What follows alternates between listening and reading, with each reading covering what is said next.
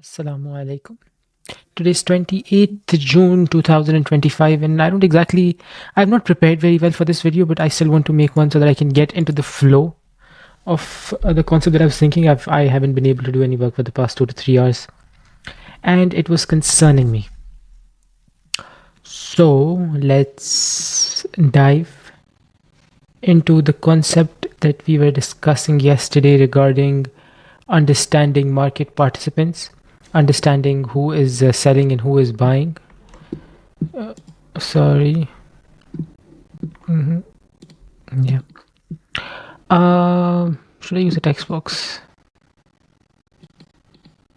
Oh.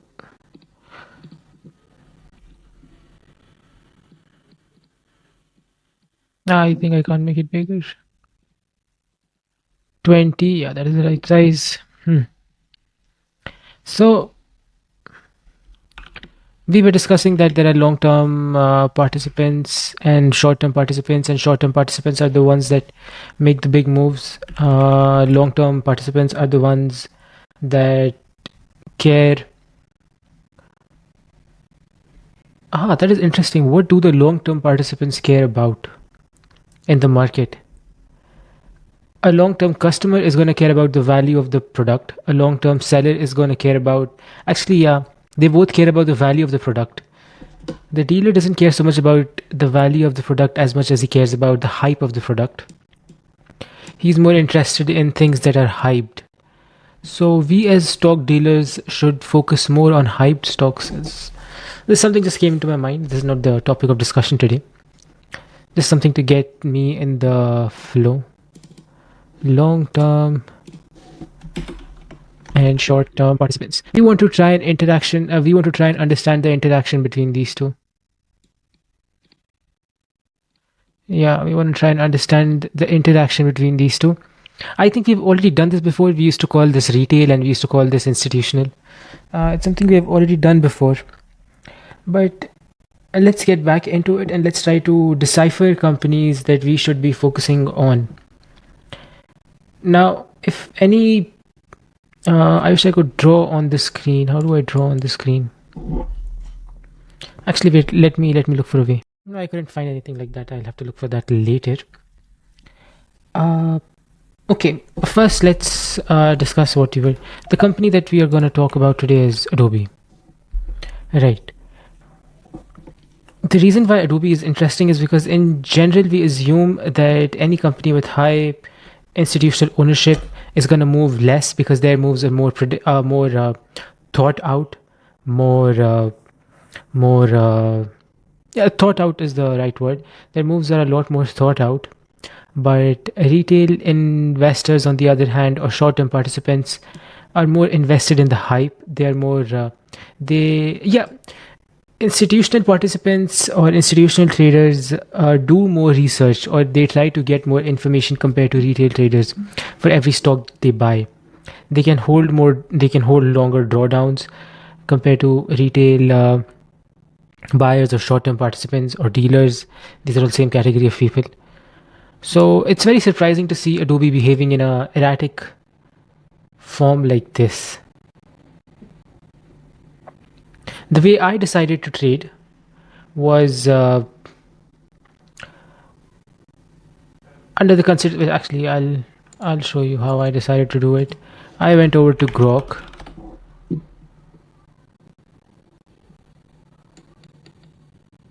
Do we expect companies with high institutional ownership to have do we expect companies with high institutional ownership to have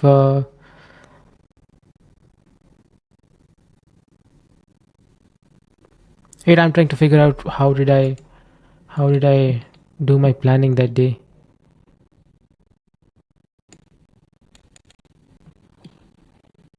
I went over and I saw Adobe at 580, and I want to see the question that I asked Grok. Is there a way to?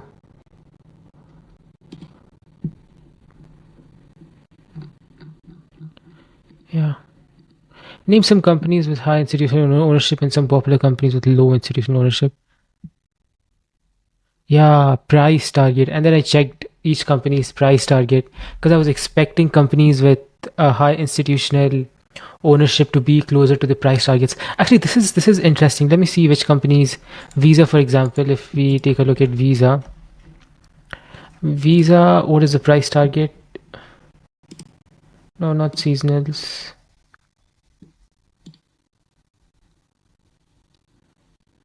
Nothing really. Tradingterminal.com. Actually, let's go to Finviz.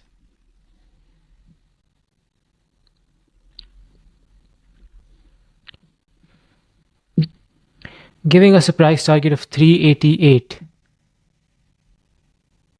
So 349, fair enough. Went all the way till 376. I don't find any price target on Trading View. Yeah, I expect you know companies with high institutional ownership to be closer to the value area. Like they stick to the value area. For example, areas like these. What areas like these are telling me. This is telling me, for example, when I go to a supermarket and I say bread is, for example, five. We use fills here. 500 fills uh, is the price of that bread.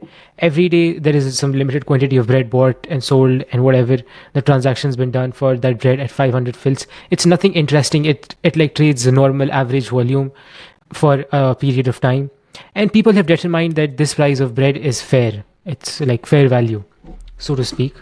And some are paying a slight bit premium, some are getting a discount, but this in general is considered a fair value for that bread. That's why it's trading average volume for a long period of time. That is what this is telling me.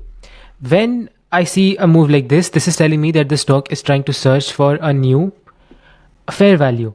It then later determined that maybe based on some expectation that we did not know, that this area might be the new fair value.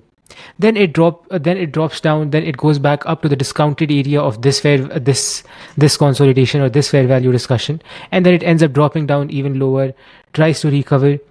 But in some form or shape, we can say that the area between 335 and 356 is considered fair value for this stock. 376 is premium because the profit target or the price target is based on some expectation. The profit target here, it's 348 is the price, and target price 388. 388 is based on some expectation that the stock has not yet reached. Once the stock completes or meets those expectations, the price can then settle up at 388. So, I mean, naturally, there are a lot of, actually, Visa is giving us a lot of good days as well. Very stable, very calm, collected. We saw big volume coming in before, okay, right after the gap down. So when I look, so when we trade, when we trade companies with high institutional ownerships, one thing that we should keep in mind is the fact that these companies are going to try to stick to their value, the fair value areas. Let's go back to the same post. Companies with low institutional ownership, how do they behave? Baba, I think Baba is very stable, and it has to be institutional owned. Yeah, Baba is very pretty stable. Identifies a fair value, sticks to that. Identifies a fair value, sticks to that. Seeks a different fair value, stays there. And I mean, not bad. Mm-hmm.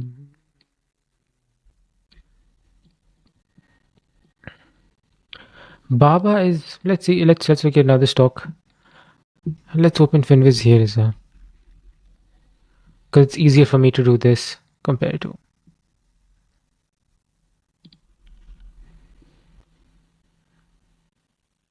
Wait a minute.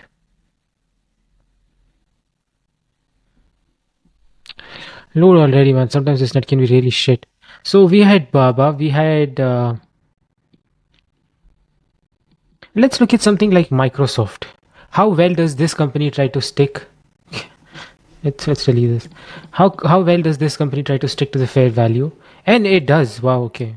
It stayed in this zone for like ever, between the 400 to 450 area. It Okay. Even before that, like, oh my god. So this is one of those companies that respects fair value. The company is not going to rise until it shows that complete promise and it fulfills the promise and all of those things. I think Microsoft must have done something big. We should ask Grok. Let's go over to Grok and see um, why is MSFT rallying so much.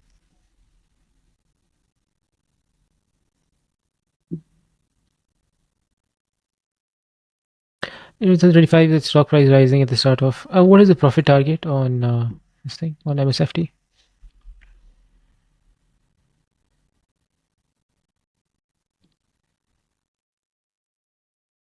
Wow, what is up with the internet speed today? Maybe it's just Finviz that is not doing well. Let's open this. Let's look at. Why is this not showing me? Okay, because it's capital.com. Okay. I need to open a different reading view tab.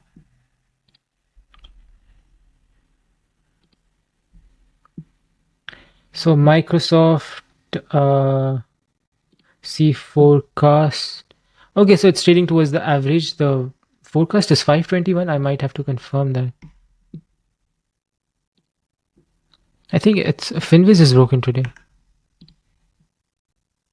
Strong strong earnings and AI-driven cloud growth. Okay, bullish analyst sentiment and raised price targets. Overwhelmingly positive with 30 out of 35 assigning a buy rating and consensus price target of 521 to 605. Interesting. Massive adoption wave of Copilot in Azure while Bank of America and Morgan Stanley. The rally supported by technical strength below. Market recovery and tariff release. Okay. Diversified business model and AI investment. Market leadership and constitutional confidence. Okay, Microsoft's institutional ownership is high. Yeah, we could have told that from the way this thing is behaving. The sideways movement is narrating the fact that this company has a lot of what, bro? No control, command work. So this is telling us that there is a lot of institutional ownership. Contrast with Adobe, Microsoft AI is driving immediate revenue growth, while Adobe AI Firefly faces skepticism for slower monetization, contributing to decline over. Okay. Microsoft benefits from broader tech rally and tariff relief, while ADB is hampered by technical weakness and sector-specific doubts. Conservative buybacks contrast with Adobe's aggressive buybacks exceeding FCF, raising sustainability concerns. Why should aggressive buybacks is good news? That means the company is doing something that we don't know. That is just stupid. AI capacity contrasts. Okay. Job cuts, which could impact morale but haven't dented stock momentum, tariff risks. Potential future hikes, 125% on China could raise costs of MSFT supply chain, though its cash reserves mitigate this compared to less liquid firms.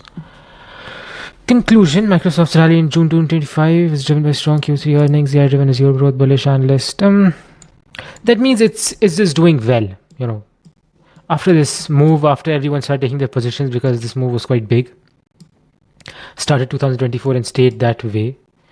Now the company has decided to finally move up a bit. $100 or $100 plus move. Interesting.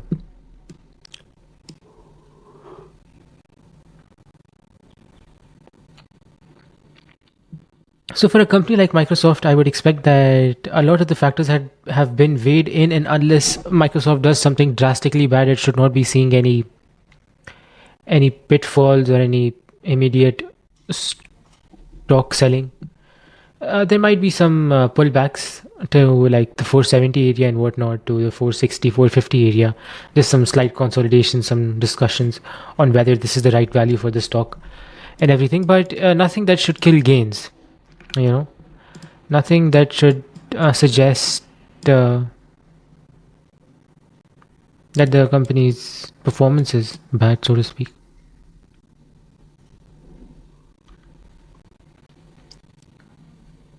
Yeah, let me actually make put this up video. This video serves to do nothing actually. There was nothing new that I learned in this video, but I'll still upload it. Just I'll just name it ramblings, me rambling or something. Just some session with nobody, me, myself, and I, just trying to get in shape. What should be my future? Wow.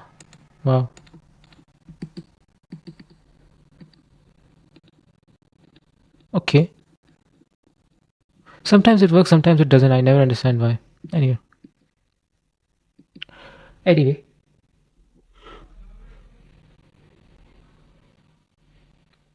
What should I be focusing on? I think I should focus back on understanding and reading market profile.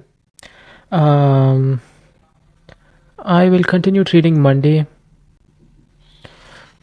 What should I work on? What is next? What should I improve next? Naturally, my entries and exits I need to work on those and whatnot. But I need to improve my understanding on.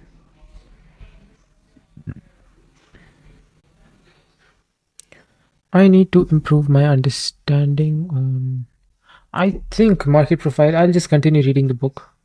Yeah.